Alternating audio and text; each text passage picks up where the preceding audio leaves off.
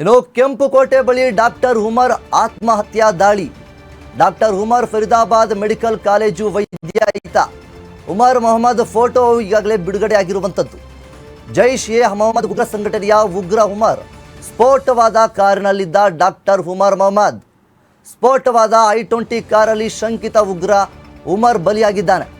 ನಿನ್ನೆ ಫರೀದಾಬಾದ್ನಲ್ಲಿ ammonium nitrate ವಶಕ್ಕೆ. ಫರೀದಾಬಾದ್ನಲ್ಲಿ ನಿನ್ನೆ ಅರೆಸ್ಟ್ ಆಗಿದ್ದ ಇಬ್ಬರು ವೈದ್ಯರು.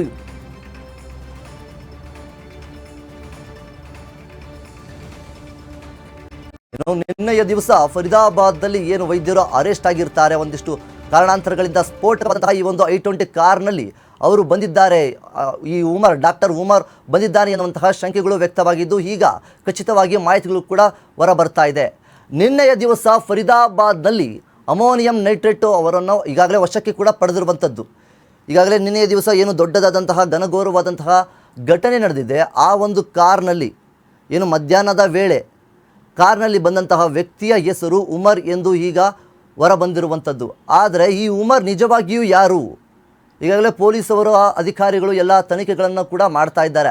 ಆತನ ಮನೆಗೆ ಹೋಗಿ ಎಲ್ಲ ಲ್ಯಾಪ್ಟಾಪ್ ಆಗಿರ್ಬೋದು, ಮೊಬೈಲ್ ಸೇರಿದಂತೆ ಎಲ್ಲ ವಸ್ತುಗಳನ್ನು ಕೂಡ ಪರಿಶೀಲನೆ ಮಾಡ್ತಾ ಇದ್ದಾರೆ. ತನಿಖೆಗಳನ್ನು ಕೂಡ ಈಗಾಗಲೇ ಕೈಗೊಂಡಿರುವಂಥದ್ದು.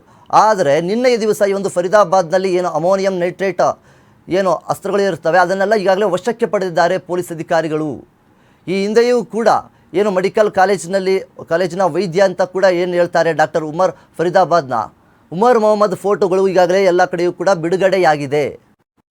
ಮುಖ್ಯವಾಗಿ ನಾವಿಲ್ಲಿ ಗಮನಿಸಬೇಕಾಗಿರುವಂಥದ್ದು ಏನು ಅಂತಂದರೆ, ನಿನ್ನೆಯ ದಿವಸ ಮಧ್ಯಾಹ್ನದ ವೇಳೆ ಆ ಒಂದು ಕಾರ್ ಬರುತ್ತೆ. ಕಾರ್ ಬಂದು ನಿಂತ್ಕೊಂಡು ತದನಂತರ 3 ಗಂಟೆಗಳ ಕಾಲ ಸತತವಾಗಿ ನಿಂತ ಸ್ಥಳದಲ್ಲಿಯೇ ನಿಂತ್ಕೊಂಡು ಸಂಜೆ 6:52 ಹೊತ್ತಿನ ಸುಮಾರಿಗೆ ಕಾರ್ ಬ್ಲಾಸ್ಟ್ ಆಗುತ್ತೆ. ಅಕ್ಕಪಕ್ಕದಲ್ಲಿದ್ದವರು ಕಕ್ಕಾಬಿಕ್ಕಿಯಾಗಿ ಓಡೋದಕ್ಕೆ ಶುರು ಮಾಡ್ತಾರೆ. ಅಲ್ಲಿದ್ದಂತಹ ಒಂದು ಕಾರಿನಿಂದ ಇನ್ನೊಂದು ಕಾರಿಗೆ ಬೆಂಕಿಗಾಹುತಿ ಹತ್ಕೊಂಡು ಒಂದು ಬೆಂಕಿಯ ಜ್ವಾಲೆಯಂತೆ ಕಾರುಗಳೆಲ್ಲ ಒತ್ತಿ ಉರಿತವೆ.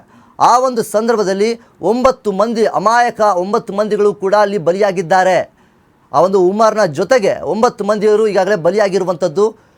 ಇದಾದ ನಂತರ ಈಗ ಪೊಲೀಸ್ ಅಧಿಕಾರಿಗಳು ತನಿಖೆಗಳನ್ನು ಶುರು ಮಾಡ್ತಾ ಇದ್ದಾರೆ. ಮುಖ್ಯವಾಗಿ ಉಮರ್ ಅವರ ಮನೆಗೆ, ಅವರ ನಿವಾಸಕ್ಕೆ ಪ್ರವೇಶ ನೀಡಿ ಒಂದು ತನಿಖೆಗಳನ್ನು ಶುರು ಮಾಡಿರುವಂಥದ್ದು. ಅವರ ಮೊಬೈಲ್ ಆಗಿರ್ಬೋದು, ಲ್ಯಾಪ್ಟಾಪ್ ಆಗಿರ್ಬೋದು, ಎಲ್ಲವನ್ನೂ ಕೂಡ ಈಗಾಗಲೇ ಪರಿಶೀಲನೆ ಮಾಡ್ತಾ ಇದ್ದಾರೆ ಪೊಲೀಸ್ ಅಧಿಕಾರಿಗಳು. ಇದರ ಹಿಂದೆ ಯಾರಿದ್ದಾರೆ, ಈ ಒಂದು ಕಾರ್ ಯಾರದ್ದು ಎನ್ನುವಂತಹ ಎಲ್ಲ ಪ್ರಶ್ನೆಗಳು ಕೂಡ ಇಲ್ಲಿ ಉದ್ಭವ ಆಗುತ್ತೆ ಸಹಜವಾಗಿ.